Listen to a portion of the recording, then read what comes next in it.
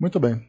Então vamos aqui retomar o nosso estudo, né, do livro Sexo e Destino, de André Luiz, psicografia de Valdo Vieira e Chico Xavier. Nós estamos na segunda parte e nós terminamos, então, no nosso último encontro, o capítulo número 7. E nesse capítulo nós fizemos aqui o acompanhamento, bom dia Cindizinha, nós fizemos o acompanhamento, então, daqueles momentos finais em que Marita, né, estava vivenciando ali o seu processo de desencarnação. Então, momentos importantes em que Cláudio, né, tinha ali um drama muito profundo de consciência, relembrando ali tudo aquilo que ele provocou, né, principalmente para a própria Marita. E ali então nós acompanhamos tanto Cláudio naquele momento final, como também dos espíritos amigos que lá estavam, né, junto a eles, trabalhando no desligamento, na desencarnação da nossa querida irmã. E aí então, no momento em que Marita se desprendia, nós então vimos aqui o irmão Félix fazendo uma prece muito importante, muito significativa, que aí então eu comentei com vocês que após a leitura dessa prece, valeria a pena nós então voltarmos, né, para esse conteúdo e nós então analisarmos, né, as passagens, os detalhes que ele vai apontando para nós, para que entendamos o efeito a importância da sexualidade, na nossa trajetória terrena e os efeitos negativos que ela acaba gerando quando mal utilizada, né, quando ela é desviada do seu verdadeiro propósito. Então vamos lá. Bom dia, Didima. Nós vimos aqui então nesse trecho em que Marita queria deixar um sinal para o pai, ela embora inconsciente, para que ele então, naquele momento em que ele fazia o pedido de perdão para ela nos momentos finais, para que ele visse naquele sinal, né, num sinal, que ela estava ali o perdoando, né?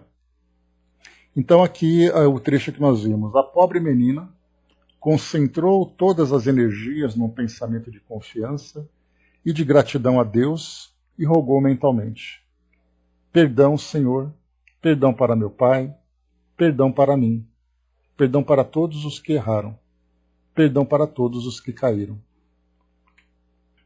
Aguçaram-se-lhe as percepções e sentiu-se como que banhado de alegria inefável. Contemplou Cláudio distintamente agora, fitou Moreira em lágrimas e, alongando a atenção mais serenamente em derredor do leito, viu-nos a todos. Félix, em silêncio, endereçou-lhe eflúvios magnéticos a determinada área cerebral e Cláudio, atônito, viu a destra inerme levantar-se. Né, a mão dela levantou. Agoniado e reconhecido, tomou avidamente aqueles pequenos dedos frios e quis dizer obrigado, meu Deus, tentando debalde movimentar a garganta, que os soluços embargavam. Contudo, em lugar da palavra dele, foi a voz de Félix que ergueu, de nosso lado, arrebatando-nos em prece. Aqui então eu vou lendo cada um dos trechos aqui para a gente poder fazer uma análise de cada uma das passagens aqui que o irmão Félix então proferiu naquele momento de prece. Senhor Jesus, nós te agradecemos a felicidade que nos concedeste na lição do sofrimento nesses dias de trabalho e de expectação. Obrigado, Senhor, pelas horas de aflição que nos clarearam a alma, pelos minutos de dor que nos despertaram as consciências. Obrigado por essas 2 semanas de lágrimas que realizaram por nós o que não nos foi possível fazer em meio século de esperança. Então, nesses 2 primeiros trechos, ele chama atenção exatamente pela lição do sofrimento. Então, aquela máxima que nós sempre observamos dentro da nossa doutrina, que nós nos transformamos, que nós nos mobilizamos pelo amor ou pela dor, A dor, nesse caso, se torna, e a gente sempre lembra a Joana, quando ela disse que a dor é a nossa grande professora, que pacientemente nos acompanha na nossa trajetória, né? Principalmente quando nós apresentamos resistências. Então ela é paciente, ela não tem pressa, ela simplesmente vai trazendo para nós aquele resultado que vai fazer com que mais dia, menos dia, a nossa consciência desperte. Então, assim como um efeito do nosso corpo físico, quando nós apresentamos uma dor física, uma febre, alguma coisa está errada e é preciso então nós fazermos uma análise atenta e buscarmos a medicação, o tratamento adequado para que esses sintomas acabem desaparecendo. Na nossa vida acontece da mesma forma. A dor, quando nos acompanha, quando surge para nós no nosso relacionamento, no nosso modo de viver, nas nossas deficiências, nas nossas ações ou nas nossas omissões, ela vem para dizer que tem alguma coisa errada. E aqui, irmão Félix, ele foca naquele momento em que Marita, naquele período de 2 semanas ali que nós acompanhamos, que desde do momento em que ela sofreu o acidente até esse momento em que ela desencarnaria, naquela moratória que foi solicitada para que ela permanecesse encarnada nessas 2 semanas, para que ela própria pudesse renovar as ideias e sentimentos, assim como também aqueles que estavam próximos, que teriam a oportunidade de passar por essa transformação, não necessariamente aproveitando a oportunidade. Porque, como nós acompanhamos, Cláudio certamente sofreu ali uma profunda renovação, conhecendo os princípios da vida maior através do contato com a doutrina espírita, mas, por outro lado, nós tivemos Marina sofrendo o efeito negativo das suas próprias escolhas, agora passando por um processo de obsessão, e, ao mesmo tempo, Dona Márcia, a mãe adotiva de Marita, começando agora a se enveredar por um outro caminho extremamente complicado, em que ela também será visitada pela dor no momento oportuno para despertar a sua consciência.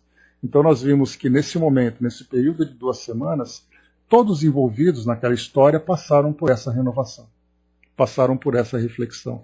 Renovação não, por essa reflexão. Alguns aproveitaram, outros não. Mas nós vamos ver aqui então que essa lição do sofrimento, um burilamento doloroso, né, Brás? Nós vimos que essa lição do sofrimento que irmão Félix observa nesse período de 2 semanas, essa lição do sofrimento ela vem muito antes. A Marita, passando por todo aquele sofrimento, pelo fato de apresentar a sua carência, de ter aqui aquele apego, né, junto com o namorado, né, que eu sempre me esqueço o nome dele, mas eu vou lembrar já já. Então, a irmã também tramando para poder ali fazer com que a sua vida fosse satisfeita de acordo com seus interesses, mas também agora acompanhada pela dor. Então, na verdade, para cada escolha equivocada que nós fazemos, a dor vem para nós para chamar a nossa atenção. Porque a escolha equivocada nos desvia da lei maior, nos desvia das leis de Deus, que traçam para nós um caminho de elevação, um caminho de crescimento. Quando nós nos desviamos, então, aquele pensamento de Tagore, né, que a vida nos conduz aquele que aceita e arrasta aquele que nega, o destino. Né? Então, nesse caso, nós temos aqui o arrastamento desses muitos irmãos que acabam resistindo a essa condução que a vida vai nos levando para alcançar esse nosso destino. Então, aqui, irmão Félix traz para nós exatamente essa ideia do aprendizado com a dor. Amar a dor e entender o seu significado. Mas muitas das vezes nós acabamos fazendo exatamente o efeito contrário. Nós nos rebelamos contra a dor, nos revoltamos contra aquilo que ela quer nos dizer, exatamente porque nós optamos em fazer com que a nossa vontade seja satisfeita, seja por qual preço for. E aí então nós optamos em pagar esse preço, e esse preço é caro. E aqui ele reconhece exatamente a importância da dor, o amor do efeito da dor sobre todos nós. Por isso, então, ele agradece pelas horas de aflição que nos clarearam a alma. Então, cada um no seu tempo vai recolhendo, então, o resultado desse aprendizado para promover a transformação de que todos desejamos. Então, essa dor ela pode ser prolongada ou ela pode ser abreviada, de acordo com a resistência ou de acordo com a compreensão de cada um de nós. Bom dia, embaixador.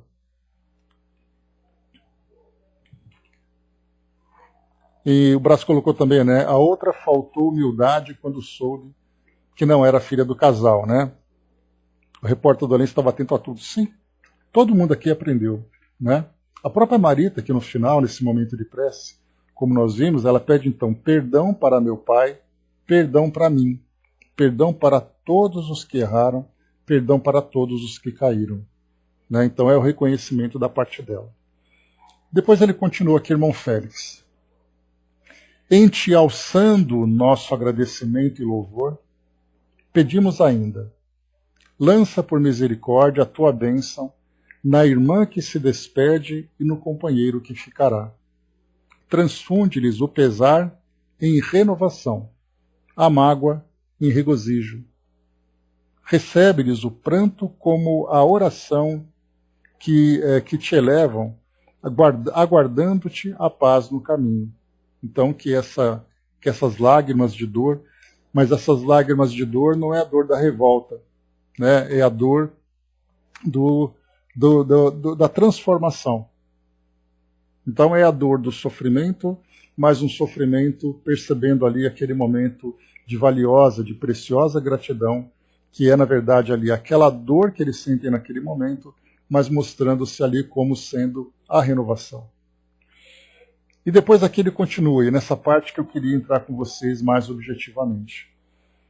Entretanto, mestre, não te exoramos a piedade somente para eles, irmãos bem-amados, que consideramos filhos da própria alma. E aqui irmão Félix traz essa expressão como filhos da própria alma, porque como nós vimos, né, embora não tenhamos conhecido exatamente qual foi o histórico anterior que eles tiveram, nós lembramos que irmão Félix tinha ali uma conexão com essa família, né, com Cláudio, com Marina, com Marita, com Dona Márcia. Então, por isso ele considera como filhos da própria alma. Mas aqui, então, ele coloca, suplicamos-te arrimo para todos os que se revelaram nos enganos do sexo desorientado, quando nos ofereceste o sexo por estrela de amor a brilhar, assegurando-nos a alegria de viver e garantindo-nos os recursos da existência. Nós tivemos a oportunidade de estudar com André Luiz a respeito, lá no Evolução em Dois Mundos, a respeito da importância do sexo, como sendo, né, uma força muito poderosa de que todos nós somos dotados, mas que conforme ela vai se elevando em termos de significado e também ela vai se transformando naquela força criativa, né, então ela vai nos impulsionando para a nossa própria evolução. Mas nesse estágio em que nós nos encontramos, em que essa força tão poderosa acaba sendo utilizada de uma forma desorientada e desgovernada, ela provoca todos os seus efeitos negativos sobre nós e sobre aqueles que nos acompanham, fazendo com que a nossa trajetória terrena seja retardada por muito tempo enquanto nós não conseguimos nos depurar. Por isso ele coloca para nós, né, oferecer o sexo por estrela de amor a brilhar, assegurando-nos a alegria de viver, já que o sexo, como Emmanuel lembra para nós, ele é, no estágio em que nós nos encontramos, uma das formas de manifestação do amor nos nossos relacionamentos. Ele se torna uma força criativa muito poderosa.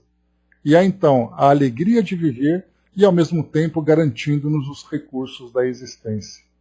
Da mesma forma também ele tem a força criativa, a expressão do amor, a própria reprodução, o caminho que nós temos para chegarmos novamente aqui ao mundo físico. Então o sexo ele tem diversas facetas que nós compreendemos muito pouco, porque ao mesmo tempo em que recebemos as instruções que chegam para nós falando sobre a sublimidade dessa força, nós, ainda presos, né, nos nossos instintos, nós não conseguimos compreender o seu real significado. Porque da mesma forma nós podemos falar da felicidade. A felicidade plena, a felicidade absoluta, a felicidade que nos proporciona essa conexão plena com Deus, Como é que nós podemos imaginar uma felicidade nesse teor, nessa elevação, quando nós ainda vivemos, infelizmente, ainda muito presos às sensações que o mundo pode nos proporcionar? Então nós conhecemos a felicidade no seu sentido teórico, mas na prática nós ainda nos prendemos às nossas viciações e às nossas limitações. O sexo, da mesma forma, é apresentado para nós toda a sua beleza, mas é uma beleza que nós ainda não alcançamos. Mas a partir do momento em que nós direcionamos as nossas forças para esse caminho, nós vamos aprender a nos educar. E Emmanuel lembra para nós, lá no livro Vida e Sexo, psicografado pelo Chico, logo na introdução desse livro, quando ele diz assim: não a proibição, mas a educação. Então, essa expressão que Emmanuel traz para nós, essa orientação, ela serve para nós em todos os campos da nossa vida. Se nós tivermos por lema todas essa ideia de uma forma clara, nós saberemos a educação do nosso trabalho, nós faremos a educação da nossa alimentação, a educação dos nossos relacionamentos, a educação da vivência da sexualidade, enfim, em todas as nossas áreas. Porque tudo aquilo que é excessivo e é desorientado e desgovernado vai provocar para nós um desequilíbrio. E tudo aquilo que é bem direcionado, nós naturalmente saberemos, então, utilizar como parte desse processo de evolução, de desenvolvimento. Até mesmo, a gente lembra, a vida religiosa, se ela não é bem educada, ela acaba virando fanatismo, ela acaba virando reclusão. Kardec mesmo, lá na Lei de Adoração do Livro dos Espíritos, lá na terceira parte, né, das leis morais, ele fala exatamente, né, se a vida monástica, se ela tem um efeito produtivo para o espírito. E os espíritos respondem que não, porque na verdade nós precisamos vivenciar tudo aquilo que nós buscamos em termos de valores dentro da nossa educação religiosa.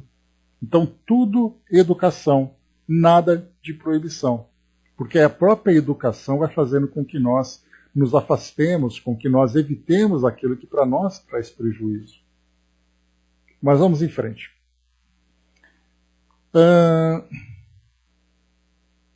O Braz lembrou, né? Quer ver o que é indisciplina? Veja um carro sem freios. É exatamente ali também, nas próprias leis morais, que os espíritos falam sobre as paixões.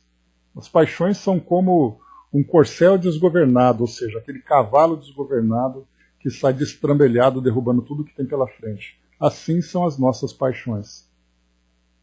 E lembre que quando se fala em paixão, a gente vai buscando essa educação que os espíritos vão trazendo para nós. A paixão não está relacionada com a nossa vida afetiva necessariamente.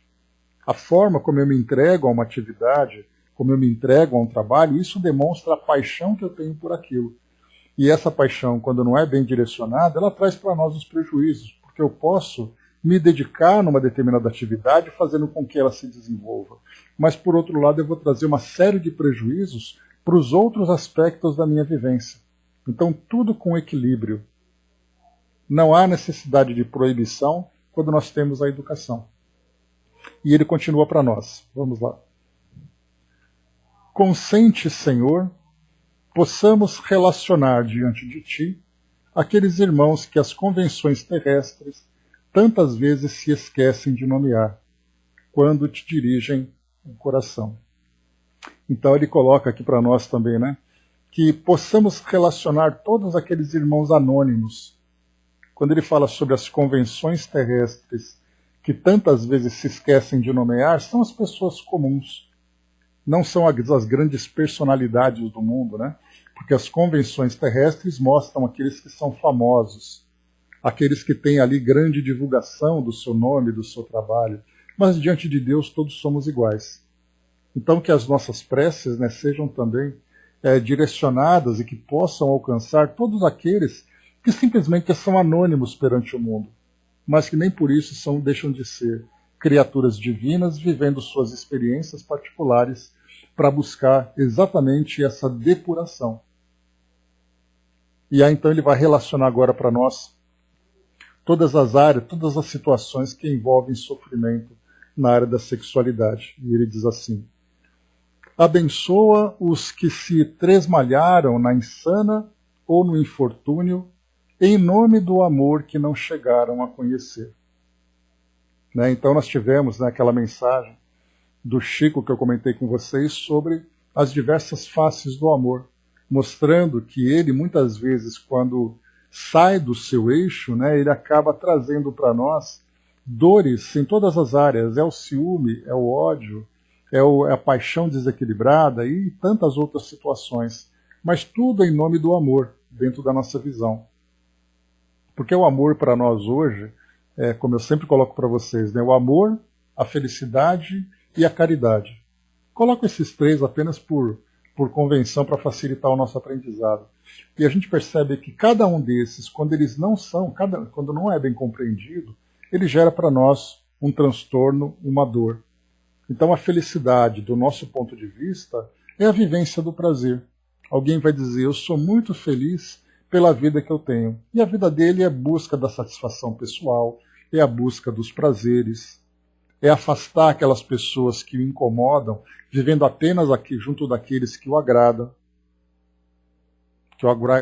né? É aquele que acumula riqueza, é aquele que utiliza a vida para poder satisfazer ali os seus prazeres e não se importa em construir nada que seja realmente valoroso. É a visão de felicidade que ele tem. Então a gente pode dizer que todos nós estamos caminhando por um vale muito profundo e que existe aquela neblina muito forte, e quando nós olhamos para o alto, nós vemos aquele sol muito pálido, apenas aquele ponto levemente claro, que significa que existe ali um grande astro lá atrás. Enquanto essa névoa, essa neblina não se dissipar, nós continuaremos ainda vendo apenas esse ponto de claridade. Conforme a gente vai se elevando nesse vale, subindo ali, né, as suas encostas, a gente vai percebendo que essa luz vai se tornando cada vez mais clara, cada vez mais forte, até o momento em que a gente consegue realmente perceber a sua presença com toda a nitidez.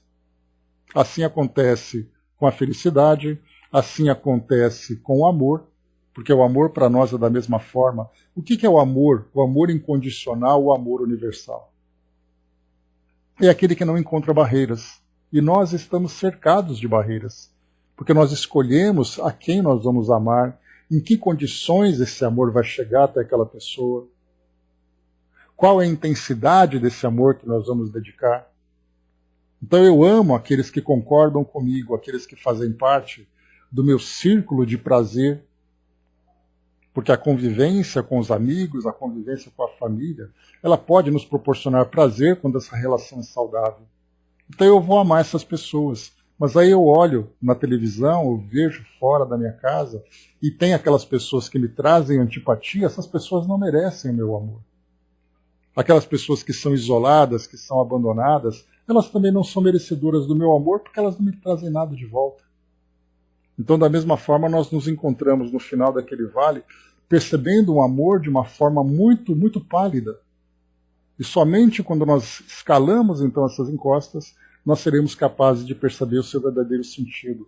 E essa escalada nada mais é do que a nossa própria evolução, do que o nosso próprio crescimento.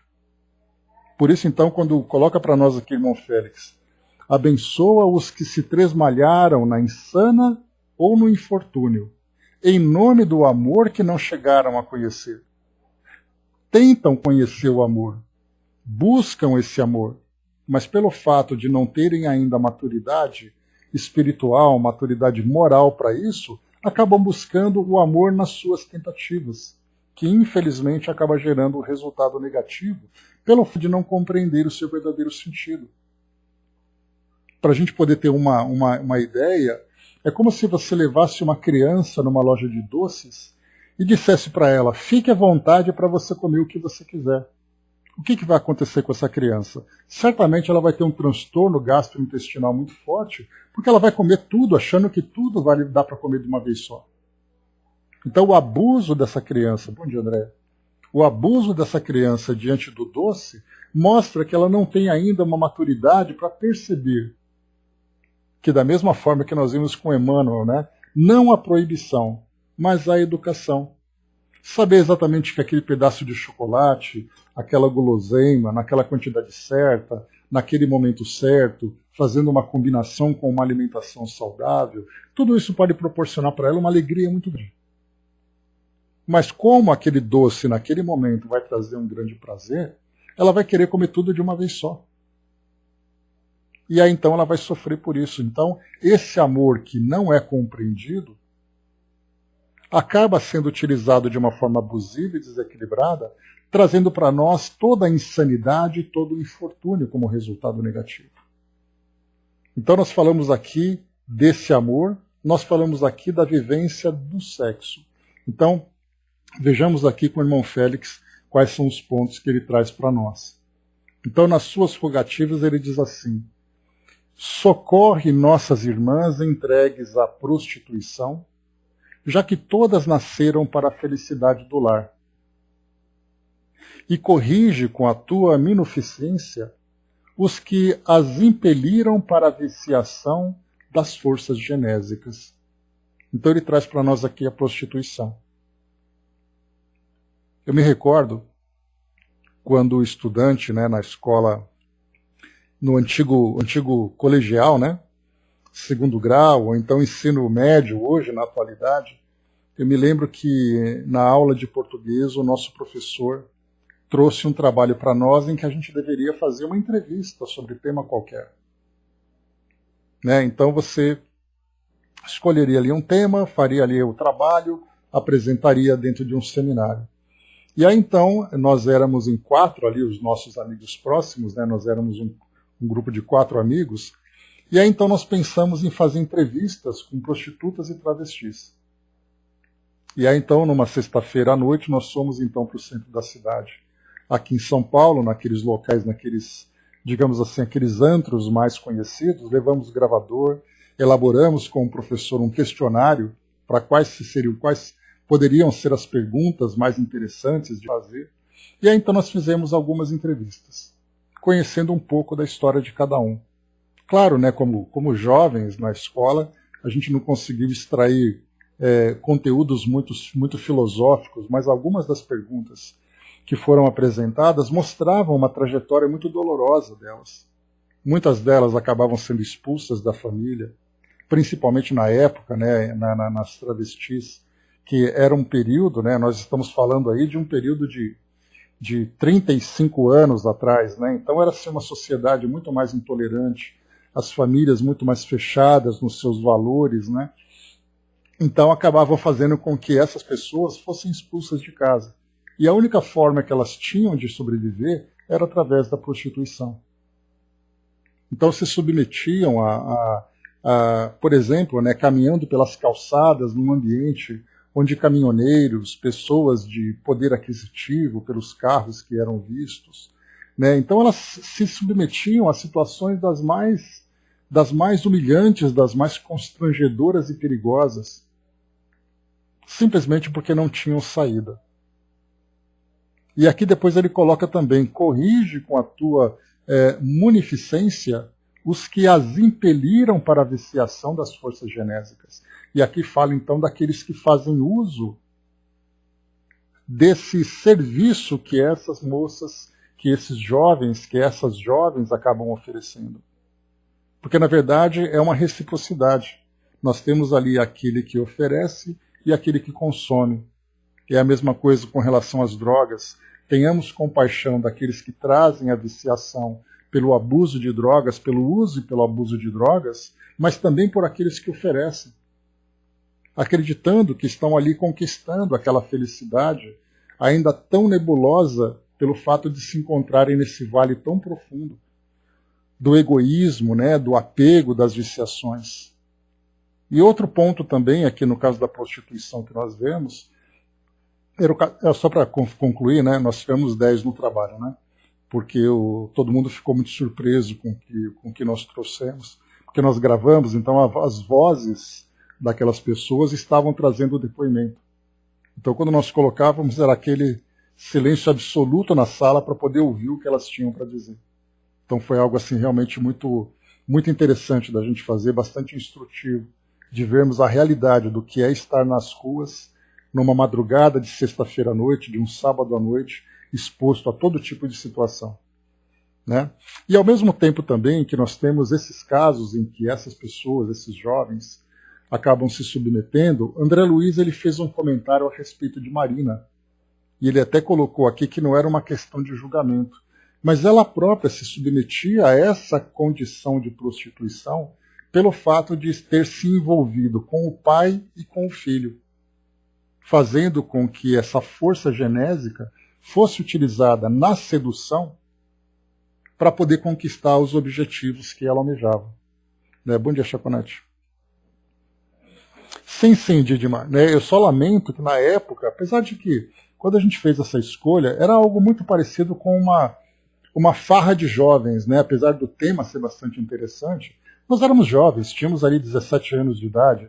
Eu era o mais jovem da turma, né? Tinha 17, outros tinham 18 anos, mas a gente estava ali com o objetivo de trazer, mas o tema para nós era muito picante, muito provocante, né? Mas hoje, né, conforme o tempo vai passando, a gente vai adquirindo maturidade, a gente começa a olhar para uma outra perspectiva, mas essa experiência foi muito marcante.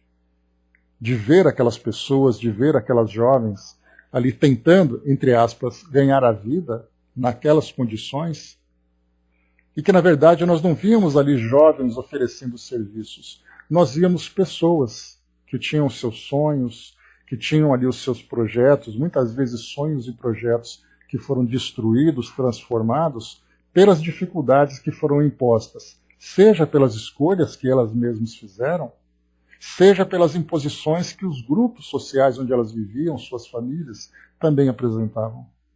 Né? Então hoje é fácil a gente olhar por essa perspectiva.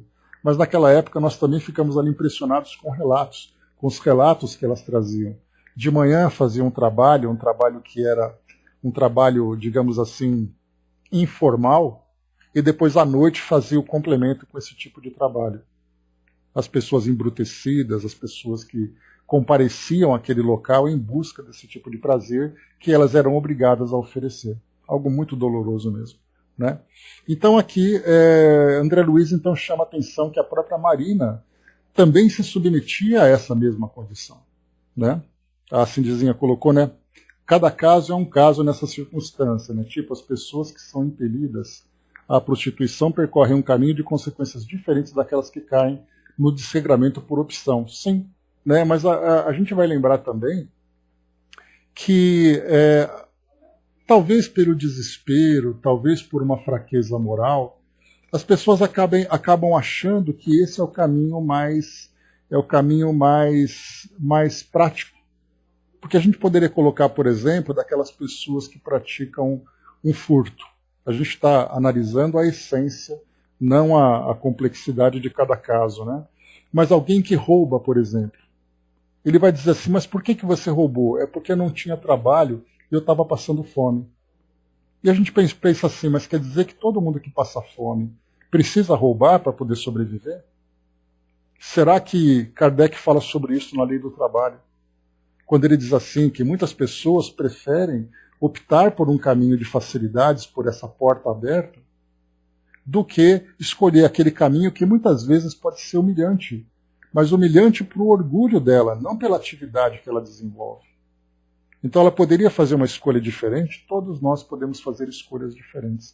Mas por que ela não fez essa escolha? O que a impediu de escolher diferente? Né? Então, todos nós temos o livre-arbítrio. Então, no caso de alguém que é sequestrado, que é preso, obrigado a fazer isso é uma coisa, mas alguém que opta por esse caminho, poderia optar por um caminho diferente, mesmo passando por dificuldades. Então a gente não tem como analisar, porque cada um ali é o seu próprio universo, cada um é o seu próprio mundo. Mas a vida nos oferece ali caminhos dos mais variados. Basta que nós façamos a escolha. A partir do momento em que você chega numa encruzilhada e você tem o caminho da direita, o caminho da esquerda, é você que toma a decisão. A menos que você seja arrastado por um caminho sem que você tenha essa opção. Então tudo isso faz parte desse processo, não apenas com relação a esse caso que nós estamos comentando, mas as nossas próprias escolhas. Nós também somos assim. A quem nós vamos culpar quando nós fazemos uma escolha? Ah, eu fiz isso por causa dele. Mas espera aí. Né? Então você tem que fazer as próprias escolhas. Então cada caso é um caso de fato, e cada indivíduo tem ali a sua força moral, tem ali a sua fraqueza, tem ali a sua tendência. Então cada um vai fazendo a escolha. O que nós sabemos é que quando nós nos desviamos daquele caminho que é traçado pelas melhores leis para nos proporcionar o crescimento e a felicidade, quando nós nos desviamos dele, naturalmente a vida nos arrasta de volta de uma forma bastante dolorosa, que faz parte do nosso aprendizado também, né? A Didima lembrou, né, julgar de fora é fácil, né? Entrando no universo do outro, pensamos em nós, né, como reagiríamos. Então, assim, cada um é cada um mesmo, mas certamente nós temos as escolhas. Hoje, no nosso grau de maturidade, em termos de humanidade, nós não podemos dizer que nós não sabemos que aquilo era errado. Todos nós sabemos. Mas aí vai de cada um fazer a escolha de acordo com o momento que está vivendo. É algo realmente bastante doloroso e difícil. O Brás lembrou aqui, né, mora em uma rua, né, que 3 mendigos já me falaram, né, que só tem 2 portas que abrem para eles, né. Então, pois é, né, Brás? Então, o mundo de hoje também vai se tornando cada vez mais endurecido. André colocou, né, seja qual for o caminho, né, o motivo, o caminho é árduo e de muito sofrimento, né, em nossas casas não temos condições de avaliar essa escolha, né, então ficamos ali, né, no conforto dos nossos lares imaginando, né, se eu estivesse lá eu faria diferente. Será? Onde fica o livre-arbítrio que temos, né, que todos temos, né, então cada um fazendo a sua escolha de acordo com o seu entendimento sobre as experiências da vida. Avançando um pouco mais aqui, pessoal. Então aqui continua aqui a prece do irmão Félix. Não sei se eu respondi, Cindizinho, o que você colocou, tá? Mas a gente tem, né, isso que nós aprendemos através da doutrina, né? O livre-arbítrio pertence a todos nós. A consciência de cada um sabe para onde está sendo conduzido. Agora cabe a cada um, através da sua força moral, fazer as suas próprias escolhas, né? E realmente é muito difícil. E ele continua aqui para nós. Acolhe as vítimas do aborto arrancadas violentamente ao claustro materno, dentro dos prostíbulos ou em recintos que a impunidade acoberta, e retifica, sob teu auxílio, as mães que não vacilaram asfixiar-lhes ou degolar-lhes os corpos em formação. Então aqui a gente sai da prostituição e entra agora no aborto, né, no aborto provocado. E ele traz 2 ambientes para nós, seja dos prostíbulos, seja nos recintos que a impunidade acoberta. Ou seja, nas casas, nos hospitais, né, nas clínicas. Então aqui ele fala sobre acolher as vítimas do aborto. E nós já tivemos escrito aqui em livros da doutrina espírita, 2 livros muito interessantes, né, um de Luiz Sérgio, Deixe-me Viver, que virou inclusive um filme, né? Um filme bastante simples, mas que traz um pouco dessa trajetória, e o livro também Os Abortados, que é um livro que traz diversos depoimentos de espíritos que vivenciaram. Então nós vamos encontrar um teor um pouco mais revoltado, um teor um pouco mais conformado, mas mostra para nós aqui exatamente que o aborto nada mais é do que aponta o caminho, o ponto final de um caminho que começou exatamente em busca do prazer. Pessoas que se relacionaram, né, afetivamente, ou mesmo nesse ambiente de prostíbulos, como nós vimos aqui, em que, pelo descuido, pela exposição, acabou gerando, por essa força natural da fecundação, em que um espermatozoide acaba procurando um óvulo, né? E aí então, né, esses 2 gametas se juntam e acabam formando depois ali um novo ser, mas é um ser indesejado pelas circunstâncias e depois acaba sendo arrancado. E até hoje, olha só, hein? Até hoje, já na segunda década do século XXI, nós temos um debate na nossa sociedade sobre a validade do aborto. Eu tenho o direito de praticar o aborto? Eu posso fazer isso? A minha legislação permite? Sem ter qualquer compreensão a respeito das leis divinas que tratam disso tudo. E não apenas por uma questão de lei. Muitas vezes a gente fala as leis de Deus, como se fosse uma imposição, um decreto. E que, na verdade, para nós, mostra ali um caminho que nós vamos percorrer, que a partir do momento em que nós não compreendemos o sentido dessa lei, que vai nos trazer essa felicidade, gera para nós uma consequência negativa. Então, nesse caso aqui, eu devo ou não praticar o aborto? Na verdade, não é porque Deus permite, porque Deus proíbe, quais são todos os elementos envolvidos em que um espírito, iniciando um processo de reencarnação, ele é então esse processo interrompido, ele é abortado e traz todas as consequências energéticas, psíquicas, afetivas naqueles que estão envolvidos. Então não é Deus que vai olhar para alguém que praticou o aborto, que fez essa escolha, e vai dizer, eu vou te castigar porque você fez isso. Mas tudo aquilo que envolve esse processo de gestação, de comprometimento entre os indivíduos, vai trazer então essas consequências. Então aqui o que é pedido para nós, aqui por irmão Félix, né? O que é apresentado para nós é exatamente o pedido para o acolhimento das vítimas do aborto. E depois ele coloca, e retifica, sob o teu auxílio, as mães que não vacilaram asfixiar-lhes ou degolar-lhes os corpos em formação. E aqui também a mesma coisa, né? Colocando aquilo que a Cindizinha tinha trazido para nós a respeito das escolhas, das circunstâncias que levam uma pessoa à prostituição, o aborto é a mesma coisa. Nós já conversamos sobre isso quando nós estudamos, né? Lá no Livro dos Espíritos, aquele documentário, né, O Aborto dos Outros. E nesse documentário, um documentário nacional, mostra ali diversas mulheres que estão optando pelo aborto ou sendo conduzidas para abortar. Então era uma jovem estudante, menor de idade, que foi estuprada, uma mulher que acabou tendo ali uma anencefalia na formação do seu feto, outra que não queria engravidar e optou pelo aborto, então cada uma fazendo a sua escolha. E ali, naturalmente, sabendo que as leis de Deus elas são muito justas, elas levam em consideração, né, os atenuantes e os agravantes de cada situação. E nesse caso, né, quando deliberadamente se toma uma decisão para a prática do aborto, nós temos também ali, né, o peso, o drama de consciência de cada um. Porque somente nessa situação em que há uma gestação e dessa gestação vai trazer uma consequência para a vida daquela pessoa, que nós vamos saber quais são os seus valores, quais são as circunstâncias, qual é exatamente ali a sua maturidade psíquica e moral, para que ela possa fazer a melhor escolha. Então, somente estando naquela situação para compreender, né, o equilíbrio, o apoio, ou o abandono ou desequilíbrio que cada pessoa vivencia. Mas, de qualquer forma, aqui a gente percebe que o irmão Félix não faz julgamento, mas faz aqui um pedido para que Jesus, então, acolha todos aqueles que estão envolvidos nesse doloroso processo. E depois continua. Restaura as criaturas sacrificadas pelas deserções afetivas que não souberam encontrar outro recurso, senão o suicídio ou o matrimônio, para ocultarem o martírio moral que lhes transcendeu a capacidade de resistência, e compadece-te de todos aqueles que lhe escarneceram a ternura, transformando-se quase sempre em carrascos sorridentes e empedernidos. A gente vê aqui a dualidade de irmão Félix, né? Em que ele faz o pedido pela vítima e também faz o pedido pelo algoz.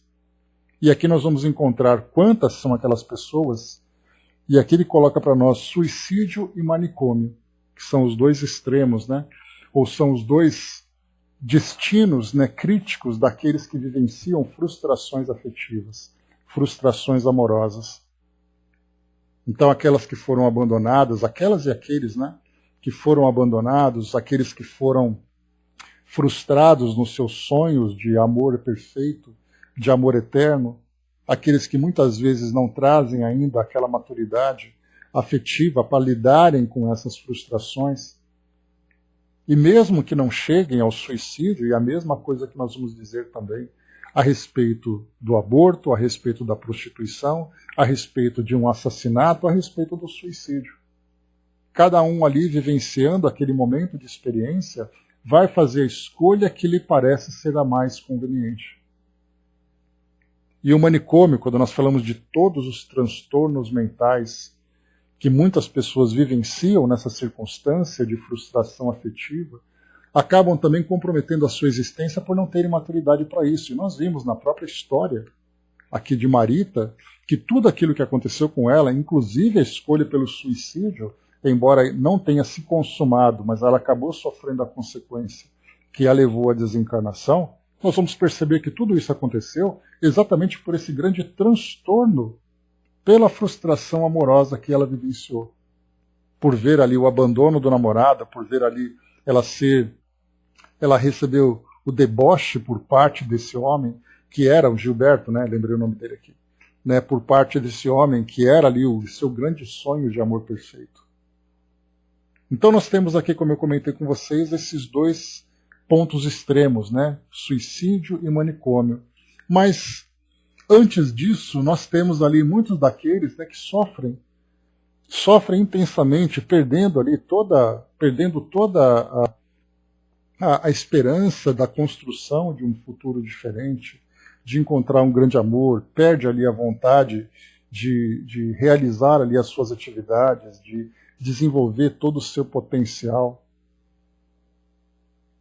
Então, quantos são os efeitos provocados por causa, né, dessa lesão afetiva?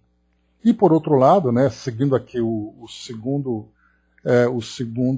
caminho, ou o segundo personagem, o segundo agente dessa frustração, nós temos aqui então todos aqueles que lhes escarneceram a ternura, transformando-se quase sempre em carrascos sorridentes e empedernidos. São aqueles que simplesmente aproveitam a carência alheia, aproveitam ali as oportunidades para a satisfação pessoal, e nós vemos ali a vivência plena, a vivência pura do egoísmo, utilizando, né, o outro como objeto de satisfação. E no momento em que ele simplesmente não tem mais interesse, ele deixa de lado, ele abandona aquela pessoa à própria sorte, sem se responsabilizar, sem se dar conta do dano que ele provocou no outro. E isso nós encontramos hoje com tanta facilidade. Eu me recordo de um amigo muito querido, que por não ser correspondido nos seus sentimentos, já que a relação terminou e ele foi então se sentiu abandonado, ele foi até o trabalho daquela jovem, a assassinou e depois cometeu suicídio no mesmo local. Tudo isso provocado pela falta de maturidade dele ou dela, ou de ambos, né? A gente não conhece ali as circunstâncias, o mundo íntimo de cada um ali, a forma como eles se relacionavam, mas certamente mostrava que esse amigo não se encontrava, né, na plenitude da sua razão. E assim como nós colocamos, né, como foi colocado pelo irmão Félix, restaura as criaturas sacrificadas pelas deserções afetivas, que não souberam encontrar outro recurso senão o suicídio ou o manicômio. Esse manicômio, que é a instituição, nós podemos falar do estado de desequilíbrio que essa pessoa vivenciou, que fez, como esse amigo querido, cometesse o assassinato e o suicídio. E o que justificaria uma atitude como essa, senão a própria loucura, o estado de desequilíbrio, a que ele foi levado por causa dessa questão, dessa deserção afetiva. A jovem que provocou isso teve culpa, não teve culpa? O que importa para nós aqui é observar o quão grave, o quão profundo é o efeito desse tipo de experiência vivenciada por esses espíritos. E ele continua para nós aqui também. Protege os que renasceram desajustados no clima da inversão, suportando constrangedoras tarefas ou padecendo inibições regenerativas, e recupera os que se reencarnaram nessa prova, sem forças para sustentar as obrigações assumidas, afogando a existência em devassidão. Aqui essa expressão, o clima de inversão, ele fala sobre a homossexualidade. Que naquele momento, né, o livro foi escrito no final da década de 1950. Então a visão, inclusive textos de Emmanuel, de estudiosos da doutrina espírita, né, que estudavam psiquiatria, traziam textos muito duros com relação à homossexualidade pelos valores da época, que hoje nós temos valores muito diferentes. A sociedade compreende de uma forma muito mais aceitável, embora com uma tolerância relativa, esse tipo de relação. O tipo de opção que as pessoas fazem no seu modo de viver. Então hoje você já não pergunta mais qual é o sexo da pessoa, você pergunta qual é o gênero dela. Porque o sexo, você tem dois sexos. Biologicamente você tem o masculino e você tem biologicamente o feminino. O gênero vai depender da forma como a pessoa vivencia. E isso para nós é um tema de muitos debates dentro da sociedade, dentro das próprias das ciências, né, das ciências que estudam a saúde mental, dentro das próprias religiões. São temas de debate hoje, né? Esse é um tema de debate que cada um ali tem a sua posição, cada um tem a sua visão.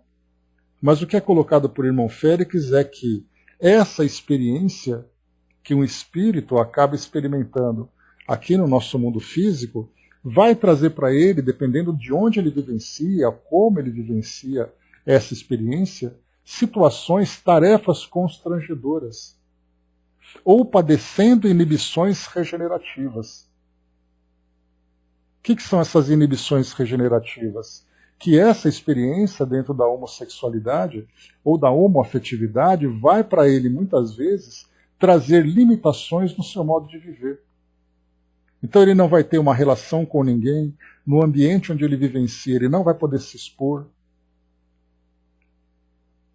Né? Nós temos países, por exemplo, lá no Oriente Médio, em que uma pessoa que é homossexual ela pode ser executada em praça pública com apedrejamento. Isso acontece, você vai no Irã, por exemplo, você vai na Coreia do Norte, você vai no Afeganistão, hoje, por exemplo, com o Talibã, alguém que se coloca ali como homossexual, ela é executada na hora. Então, todos os campos, né, a gente fala assim da transexualidade, da homossexualidade, da bissexualidade, né, enfim, são todas as áreas que envolvem, né, as questões do sexo nesse termo que é utilizado em inversão. Por que inversão? Porque o espírito traz, na sua personalidade como espírito, uma determinada sexualidade. E aí, então, quando ele reencarna numa experiência diferente, inversa daquele que apresenta como tendência. Então, aquele que ele é biologicamente não corresponde àquilo que o modo como ele se sente, o modo como ele se vê. Então, todas essas situações acabam envolvendo exatamente a experiência terrena de acordo com o ambiente onde ele reencarna, onde ele vai ser aceito, onde ele vai ser rejeitado, onde ele vai ser combatido. Até mesmo dentro das instituições religiosas nós temos isso. Igrejas que são fundadas exclusivamente para acolher pessoas que vivenciam as experiências da homoafetividade, ou da homossexualidade, ou da transexualidade.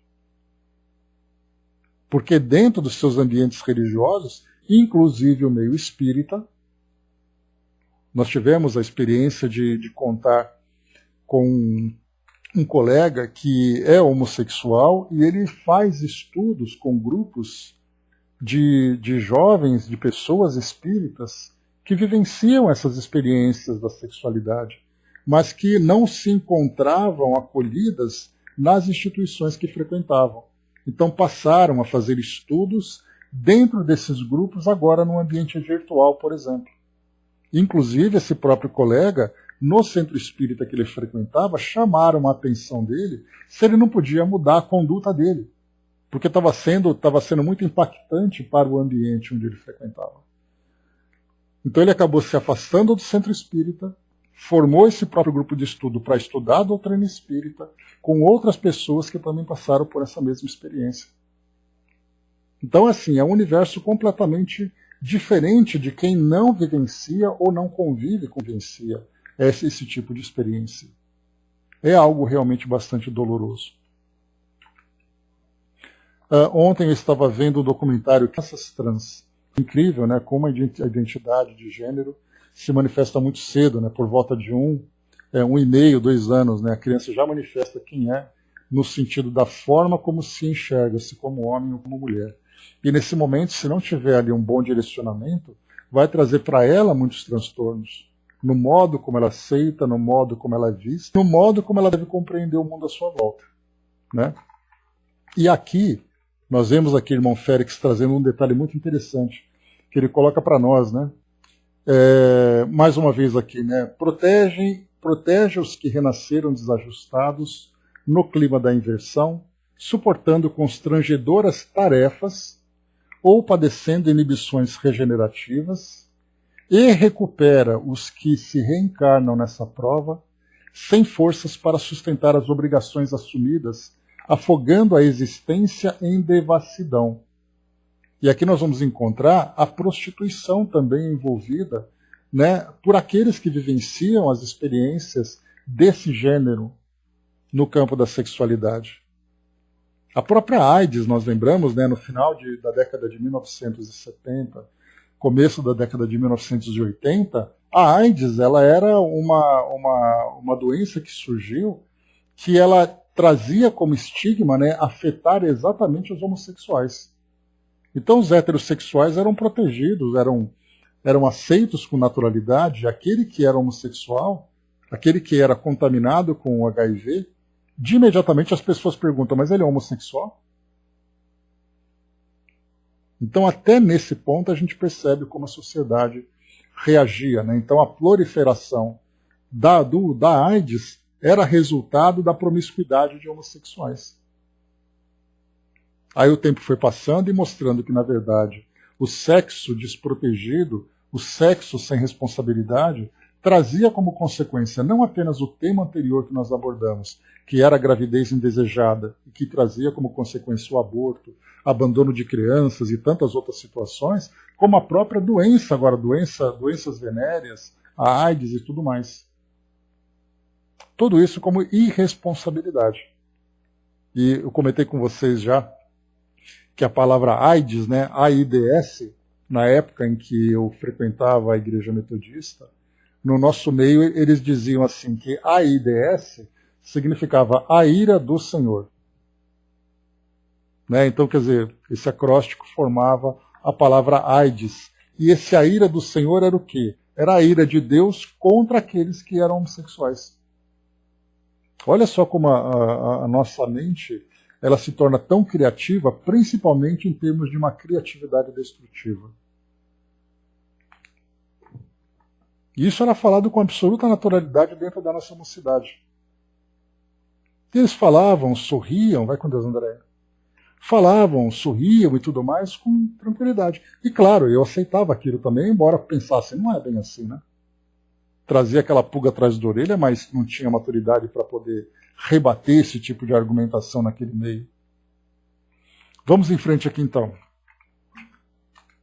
Depois ele continua aqui também.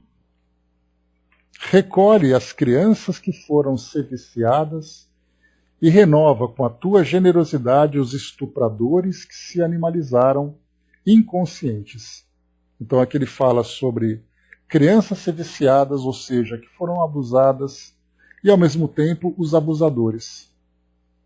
E essa questão do estupro para nós também é um tema de muito debate, né? Quer dizer, aquela pessoa que praticou estupro se deixou animalizar pelas forças do sexo, pelas forças genésicas. E aquela pessoa que foi estuprada? Qual era exatamente ali o teor da experiência que ela deveria vivenciar aqui na sua trajetória para se deparar com o estupro? Isso fazia parte da sua programação? Ela tinha uma força genésica e magnética que a exporia a esse tipo de experiência? Foi ali uma vítima das circunstâncias? E nesse caso, onde estava Deus que permitiu que isso acontecesse? São várias perguntas que vão surgindo, porque quando nós estudamos, né, junto a esses estudiosos da doutrina, nós temos vídeos, por exemplo, né, de Raul Teixeira, nós temos vídeos de Divaldo e de outros estudiosos, né, que vão trazendo para nós ali o seu ponto de vista. Mas são pontos de vista que não são conclusivos e, ao mesmo tempo, também acabam não sendo aceitos por muitos. Então esse para nós também é um tema muito doloroso, mas o que nós sabemos é que, né, inclusive nós trouxemos, né, vocês se lembram, quando nós estudávamos aqui sobre o Livro dos Espíritos, aquela pergunta, né, que eu inclusive submeti aos amigos espirituais lá do Centro Espírita Leão Denis, e eles trouxeram para nós, quando nós falamos a respeito do aborto, como resultado de um estupro. Né? Nós juntamos duas situações extremamente impactantes para nós, numa circunstância, quer dizer, uma mulher foi estuprada, uma violência incomensurável.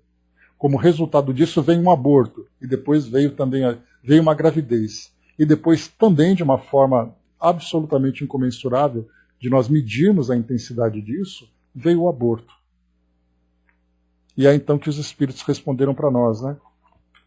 Deixa eu pegar aqui mais uma vez a resposta, né, que como diz ali, né, vale a pena ler de novo. Então vamos pegar aqui rapidinho, só para vermos aqui qual foi a resposta que nós obtivemos por parte dos amigos espirituais.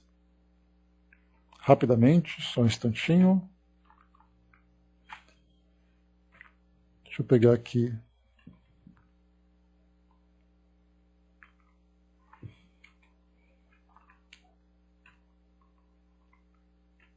Tá aqui, ó. Então, só para a gente lembrar, recapitulando, né? Eu mandei esse e-mail, foi no mês de setembro de 2019, no dia 22 de setembro, que foi quando nós fizemos um estudo, né, sobre o Livro dos Espíritos naquela ocasião. E aí eu perguntei para eles assim: estudando com meu grupo de estudos o Livro dos Espíritos, sobre a lei do progresso, influência do Espiritismo no progresso, debatíamos sobre alguns aspectos da nossa legislação que tratam de temas polêmicos da atualidade, dentre eles o aborto, que é judicialmente autorizado em determinados casos, como no de estupro, e vimos uma certa dificuldade para o nosso entendimento sobre essa traumática experiência, tanto para as mulheres e suas famílias, como para os espíritos envolvidos. Assim peço essas orientações. Isso aqui porque nós aqui do nosso grupo tivemos essa incógnita sobre como as coisas se desenrolam a partir dessa visão mais elevada. Então eu coloquei 3 perguntas. Como interpretar a relação entre agressores e agredidas? É uma fatalidade ou determinação? Que tipo de conexão há entre mães e filhos nessas circunstâncias? Há atenuantes e agravantes nos casos de rejeição às gravidezes? E depois eu tratei aqui de homossexualidade, que a gente vai ler também aqui. Então vamos aqui primeiro para a resposta.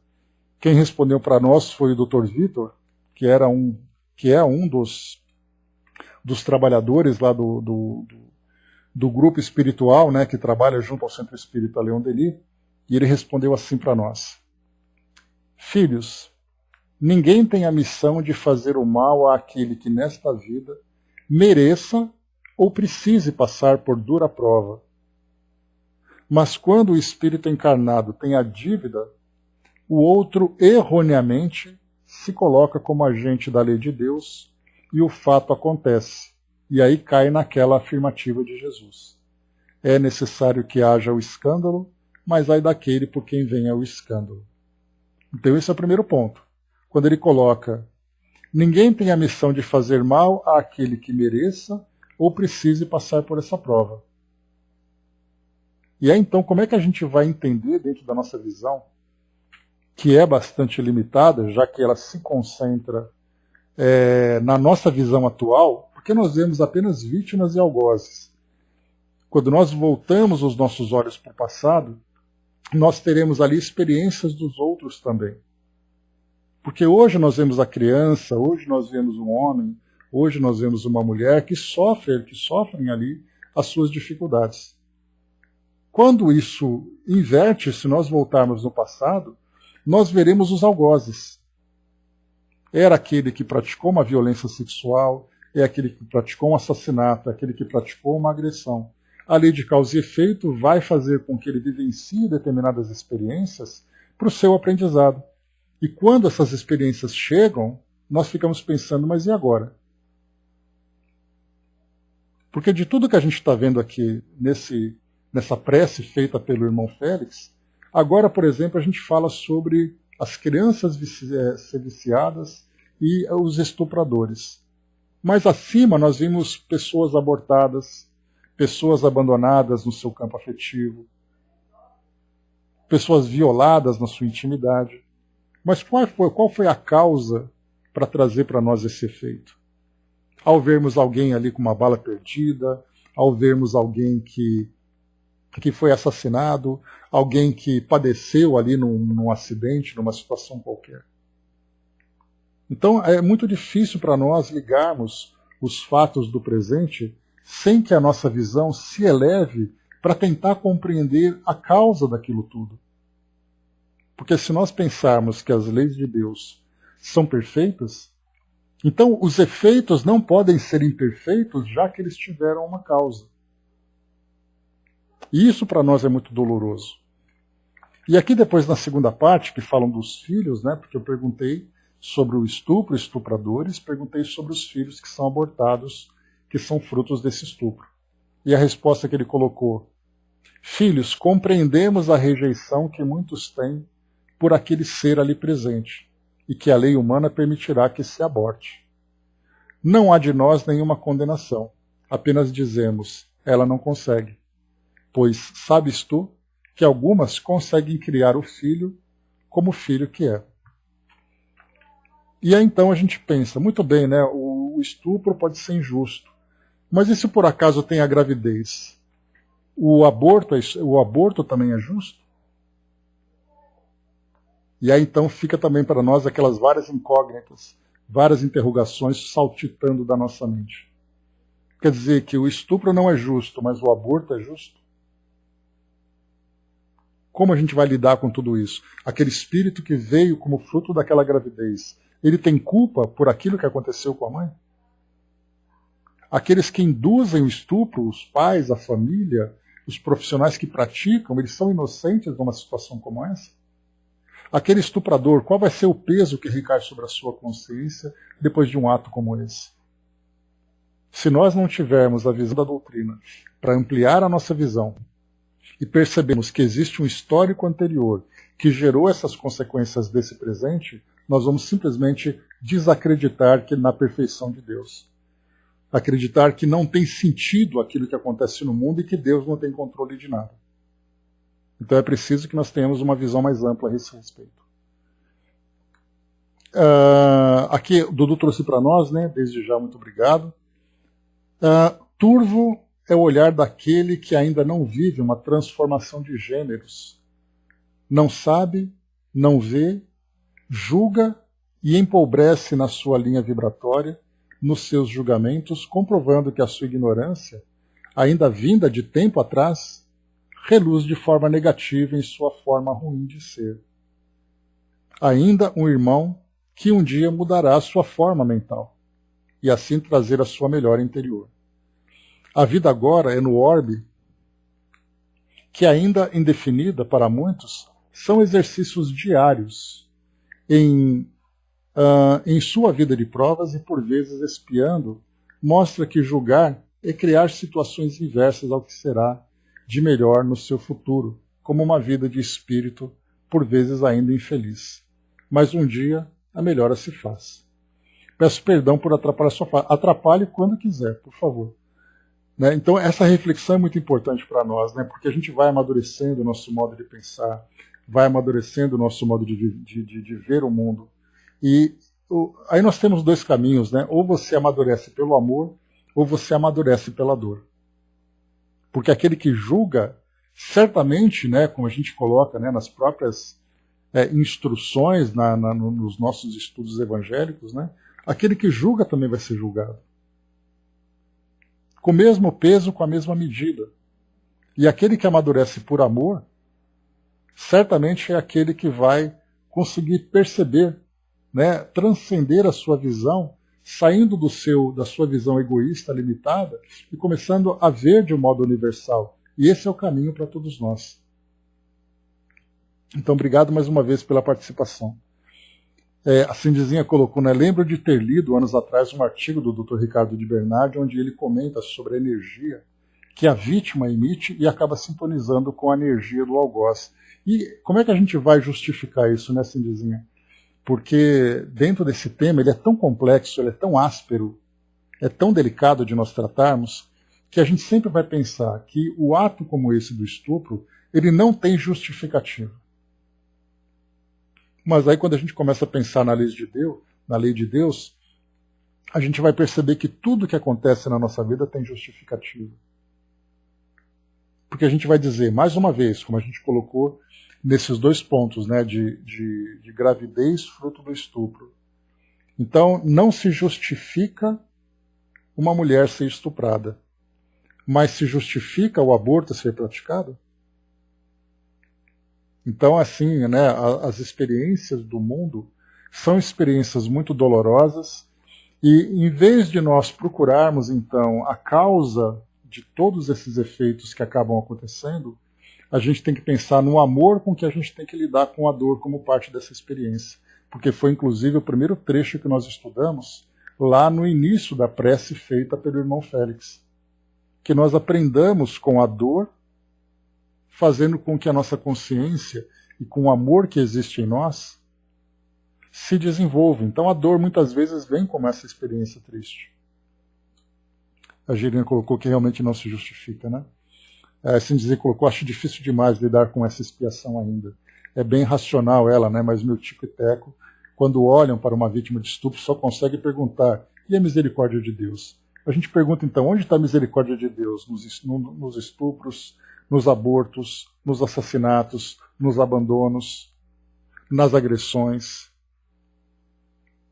E aí, se nós não olharmos para o passado, não para buscar a causa, mas perceber que a lei de causa e efeito, ela é perfeita da forma como ela se apresenta. Se nós ainda não compreendemos, então é importante que nós silenciemos a nossa consciência. Exato, na lei de causa e efeito. Que nós silenciemos a nossa consciência e deixemos o amor falar por nós. O amor por aquele que cai no abismo e o amor por aquele que sofre a agressão.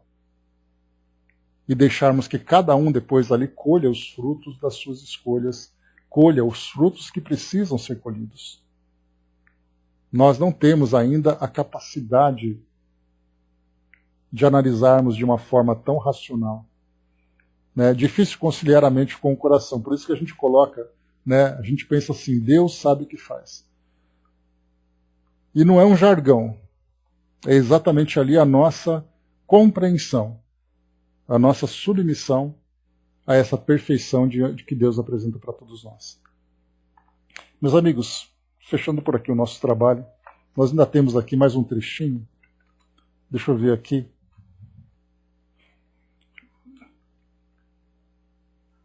Aqui.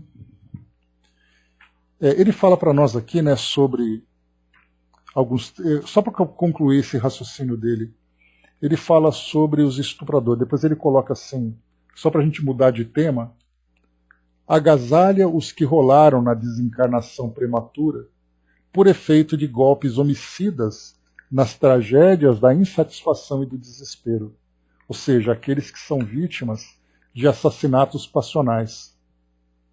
E ampara os que se lhe tornaram os verdugos padecentes, vergastados pelo remorso, seja na liberdade atenazada de angústia ou no espaço estreito dos calabouços.